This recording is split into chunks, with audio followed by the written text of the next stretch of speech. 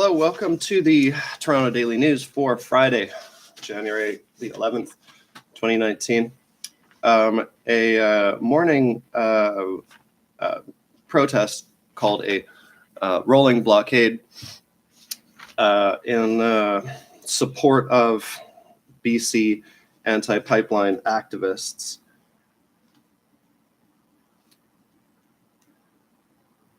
Hit the highways of Ontario today. They started in, there's two groups of slow-moving drivers forming a barrier, blocking the traffic behind them. They started in London and Cornwall and met in Brantford to block a intersection there.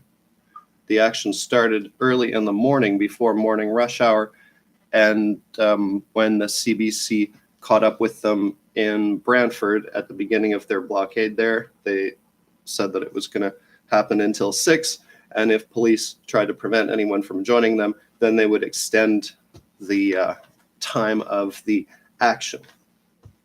CBC National News made sure not to report on it. They did 3 news stories on it in print and online. None of them mentioned the history of the Unistoten camp, so they made allusions to the Wet'suwet'en people and the Gidimt'en camp that had been set up in support of the Unistoten camp. But they are still sanitizing out the history of the years of action that activists have taken there on that territory. And so they are wrapping it all up over and over again as a small encampment of people who have been blocking access for several days, basically since the RCMP decided to move in on the Unistoten. So they're kind of taking out the first part of the story where the conditions before the RCMP invasion would have been explained. So they start with the Gidimt'en camp getting set up instead of starting with the RCMP running the Unistoten blockade. Global National covered it in video in their national news broadcast. CTV made sure not to cover it in their 11:30 news, but they did cover it at their 6 p.m. newscast. At their 11:30 newscast, where they made sure not to mention it, they interviewed an OPP officer who had been famous for using Star Wars as a engagement tool with the public. And so it was a public interest story about him. So they're using this story about him using a sci-fi story about a rebel insurgency against an industrialist oppressive empire in a newscast where they made sure not to put in this action that was in solidarity with rebels conducting a activist action against a industrialist oppressive national regime.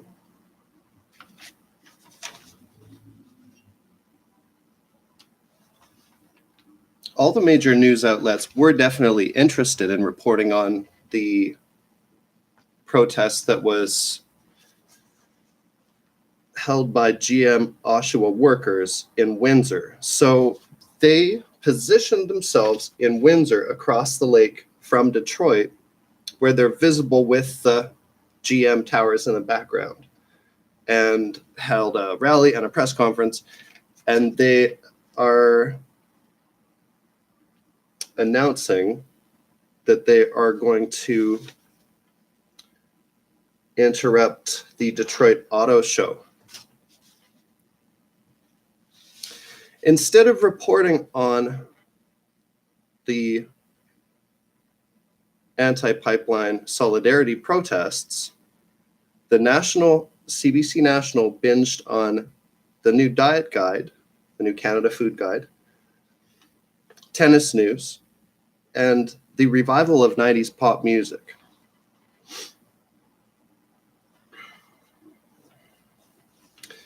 In U.S. news, the shutdown has now become the longest in U.S. history, and Trump has started promising that government workers will be paid retroactively when the shutdown is over. Somehow, a toy that really would make a great adult toy has made it into the children's category. There's a lot of good, jokes you could make about toys that are miscategorized, but this one, it's a little. So they made this. There's this toy that, it's this game to defuse a bomb, and it's a kid's toy somehow, and it just seems like it would be such a great toy for adults. You could have math involved, and you might have to listen to it, or maybe you each get different clues of the combination or something like that, or you have to track the location and then you can defuse it if you found it in time. I mean, there's so many great games you could make out of that theme, and to try to make a kid's game out of it, if I was assigned that task, I'd be like, well, I don't want to do this for two reasons. Number one, because I can't think of a good kids game that we can make out of this. It's not just sort of a tacky rehashing of some dorky, just do this with any kind of countdown game. It doesn't have to be about a bomb. It's if we're going to make some primitive kids game, let's just do it about, I don't know, just something else that is going to run out of time. There's a billion different things. And then reason number two, are you fucking kidding me? No, that is so tone deaf.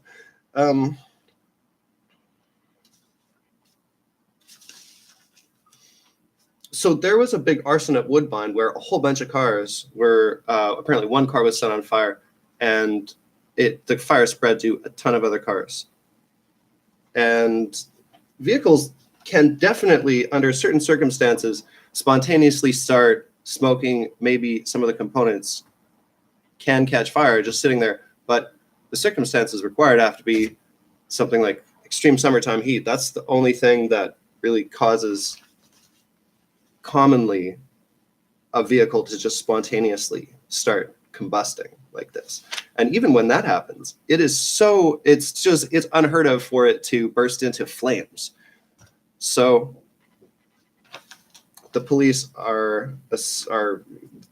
their initial investigation has led them to believe that this is intentional, that this was an intentional arson at Woodbine. One thing that everybody agrees is noteworthy and newsworthy is the intense bus crash that has happened in Ottawa. Bus crashed into a bus shelter. Super deadly crash. A young woman who's escaped to Canada from Saudi Arabia during a family vacation. So she's in this foreign country. She's out of Saudi Arabia. She's with her family in this hotel, and she makes her escape, goes onto social media, reaches out to the world. The world helps her. She just arrived in Canada. Welcome to Canada. You go, girl. This has inspired a bump in feminist activity in Saudi Arabia against the oppressive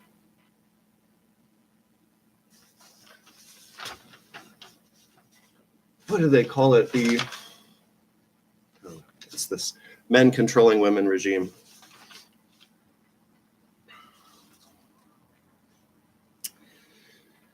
Back to the rolling blockade, one of the activists kept Facebook Live video going for much of the time. She managed to catch some of the morning. I thought I heard her talking about referencing a sunset, but then the times of the videos that are posted show that it's morning. So I'm confused. But she's got video of the action on the highway. One of the types of comments that people have made, hateful comments in response to these type of actions, both in the Toronto Viaduct protest, as covered by CTV, and today's or yesterday's, Friday's.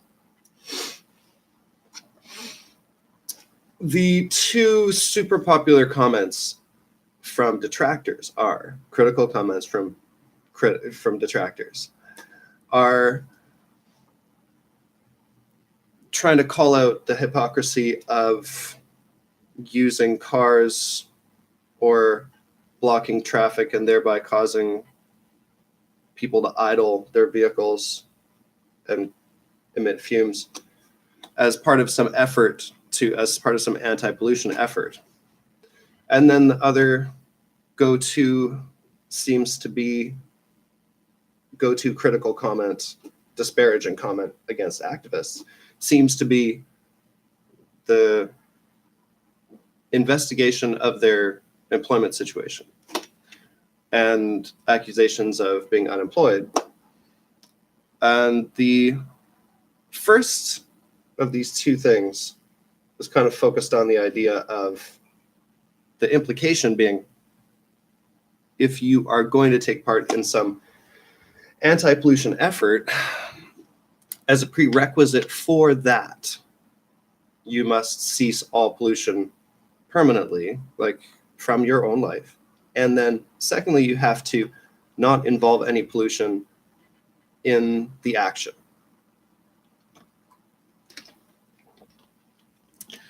And then the second point seems to be, and by the way, if you're criticizing somebody for making other people idle their cars, then you should realize that your car has a battery, and if you're stuck somewhere, you can leave your heat on while turning your car's engine off. And for a certain amount of time, the battery will have you covered. And then it will still have enough juice so that you can turn on your ignition, and it will actually have enough juice left to turn the engine over. But if you try to push this too hard, or your battery is not in good condition, then people get real scared of running the risk of their battery going dead. And I say, why worry about that when you can get a wonderful product like the MotoMaster Eliminator? This is my promo for today. But there is a heck of a lot of idling that people do just to maintain their heaters, and some awareness needs to be raised about using your battery instead, and having a backup for your battery one way or the other, not relying on your battery, so that you're not relying on your gasoline just to keep you warm. And also, criticizing people for polluting while taking part in anti-pollution stuff is like criticizing somebody who does eat meat for advocating against animal cruelty. It's not really that simple. You want to make the connection? Make it. Then on the other point, it's a strange cultural artifact to require activists to have both jobs and families, and then also to pressure people with jobs and families not to engage in activism. So combining those two things together and making those two things kind of a 1-2 punch against activism as part of your culture. And then the third punch is reassuring unemployed people, or people who don't have families, or people who don't have jobs or families, that they are not qualified to represent others, and therefore they don't have the right to do any activism, or they shouldn't be spending on any time on anything other than their job search or something like that. That's an interesting way to limit activism. Or it's also, as a big social habit, the type of thing that would predictably limit activism. So we're having yet to see the emergence of an additional kind of disparaging comment that is new or innovative. It's really just more variations of either those two things, or this is totally ineffective and it's hopeless, or something like that. So Friday was definitely a day of lots of protest in Ontario. These two protests happening on the same day. The GM workers protesting GM abandoning them, breaking their agreements with GM workers in Oshawa. And activists basically also criticizing the breach of an agreement that basically also threatens people's livelihood. And it's a breach of agreement by the government and also by industry and by connected industry. So it's the story for me in Ontario on Friday is the oil and auto sector wrecking people's lives and them fighting back. And that's a pretty worthy story. And so it's interesting that they did this story about the Star Wars cop. I just love that. That's wild. That's wild. And this woman who escaped here from Saudi Arabia, my goodness, incredible. I mean, she pulled the most 2019 Spec Ops child escape thing ever. And she's not the only child who has escaped slavery. This girl who has been hiding in the woods for weeks after somebody, this is in the States, after somebody murdered her parents and then got arrested while looking for her, was found by somebody who was walking their dog. The thing that the info that I don't have ready is like how long she's been in the woods for.